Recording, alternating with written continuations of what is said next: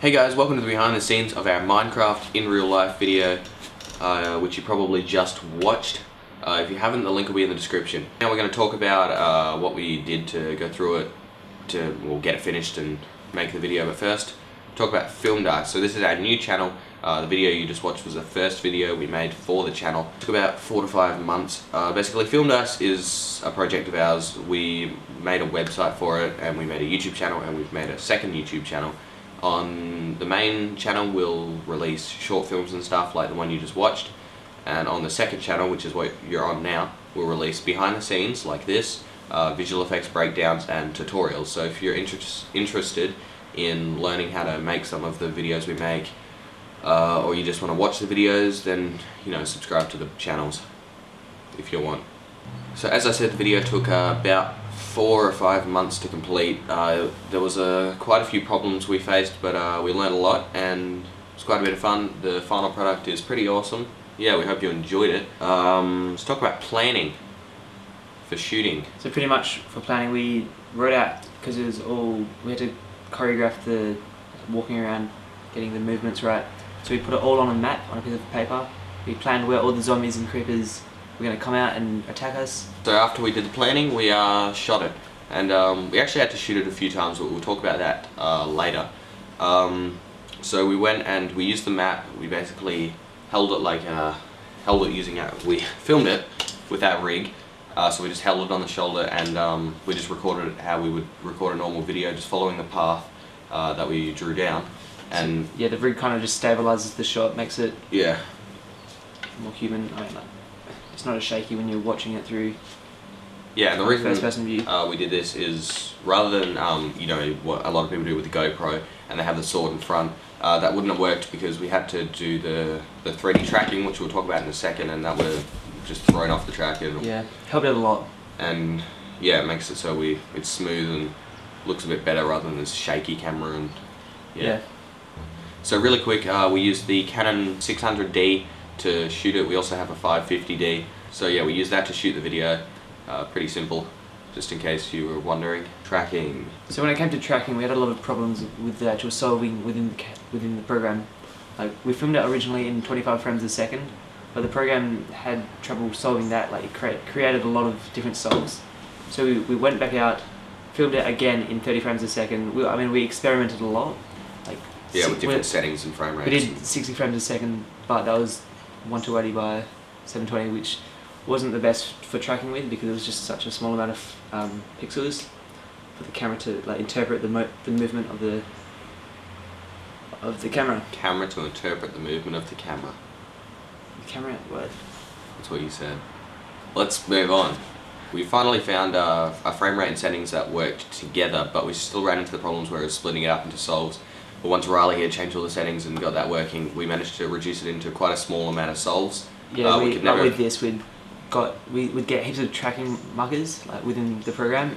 We've got about 50 markers and just tracked. It's kind of just a 2D track, but then the program used those track points to convert it into 3D space and figure out where everything is. But we still managed to run into a couple of solves. But what we did was we exported those from Buju to Cinema 4D files, each solve individually, and then we matched them up in Cinema 4D, so it kind of just got to the last frame of that solve, and then it would start with the next solve. So kind of just had to match those up. It was a painful process. It wasn't perfect, but we got it to look alright. And yeah, there was a combination of nodal pans and free moves. So there'd be a nodal pan where it would just spin around on one point, and no actual 3D Z-axis movement. The first thing we did with the 3D animation, once we had all of the tracking done, is we did the lighting for the scene. So I took a physical sky in Cinema 4D, I set it up to match all the settings and match the scene as best as I could. We used global illumination and ambient occlusion to make it look as realistic as possible in the scene. Yeah, so pretty much to match the scene, like say if there was a curb and the shadow were to cast over that curb, it would kind of have the geometry of the actual curb, and we had to keyframe the curb moving because the lens distortion of the camera, when it would pan around and the focal lengths would change. That was just from the program of Buju, and it was kind of glitching it up a bit. So we had to animate the floor just moving around. Once we had all the geometry set up, we did the animation for all of the mobs.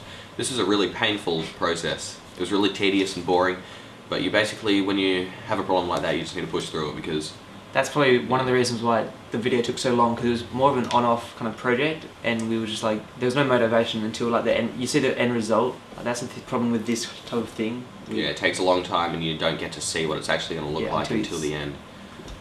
So a problem we faced with the animation was the dynamics of like the creepers and zombies. It was really glitchy. Like the Cinema 4D project was just getting so full of all this animation, all these keyframes, all of these objects. It would just slow it down and couldn't actually animate it properly. Like we couldn't see the whole thing fluently. Like. So the next thing we did once we had all the animation things completed is we rendered it out. We ran into a couple of problems with this, but none of it was anything as complicated as some of the other problems we ran into. So it's probably definitely like the easiest thing we had to do within the video. It's just really time consuming. The reason being is because we structured everything so it was really easy for us to composite in After Effects. What we did was we rendered every object individually, and then when it came to shadows we rendered all of them together on like a floor. Right here, this was what we did to make it a bit easier for us. Is an Excel project.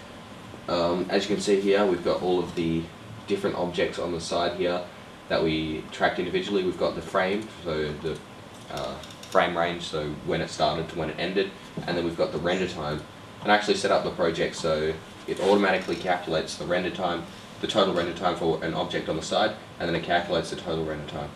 As of right now, we haven't actually rendered the After Effects project, so we're kind of doing this behind the scenes a bit early, but it's really close to being finished. But at the moment, the total render time without the After Effects render is 59 hours and 58 minutes. So it did take a while to render, but render time doesn't matter. So here's why render time really is not a very accurate measurement of how good a render is. It's basically all to do with hardware and the optimization of the actual settings of the render. Yeah, so basically, here's an example.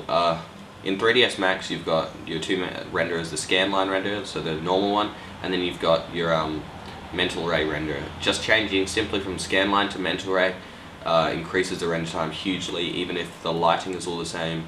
So basically, that's why render time really doesn't mean that much. Plus, if you have a terrible computer, you know, one project might take 5 hours to render on a bad computer, but it might take 5 to 10 minutes to render on a really good computer. So that's how you would say how good a render is how it looks in the end, not how long it took to render.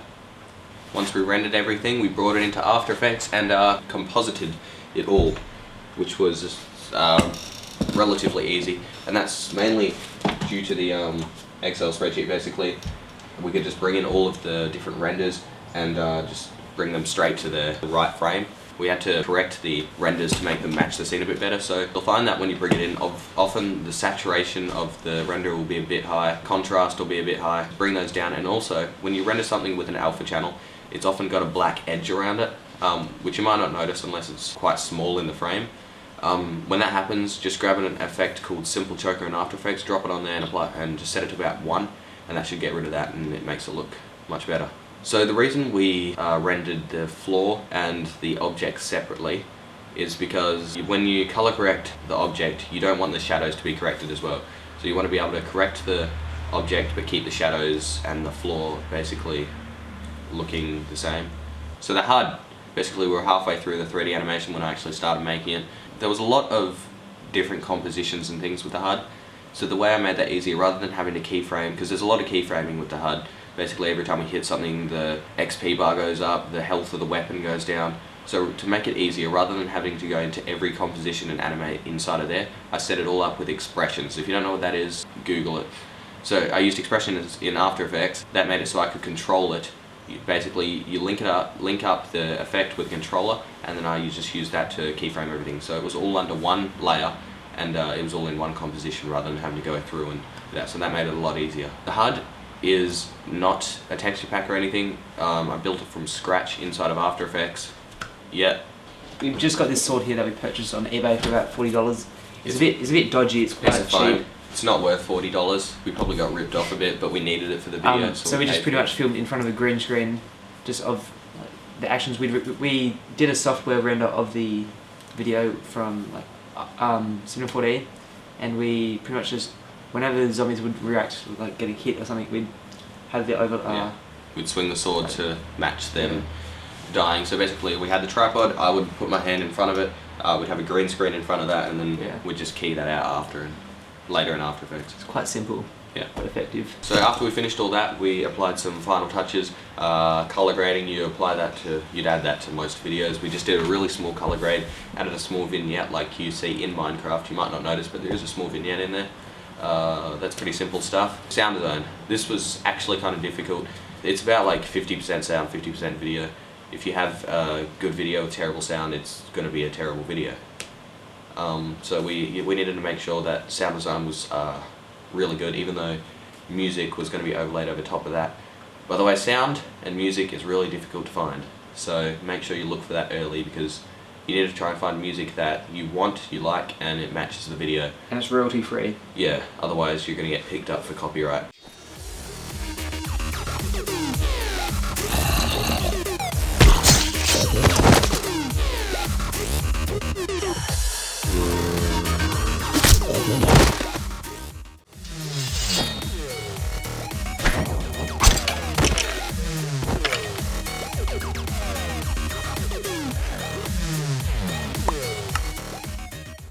So thanks for watching the behind the scenes of our Minecraft video. Thanks for being here.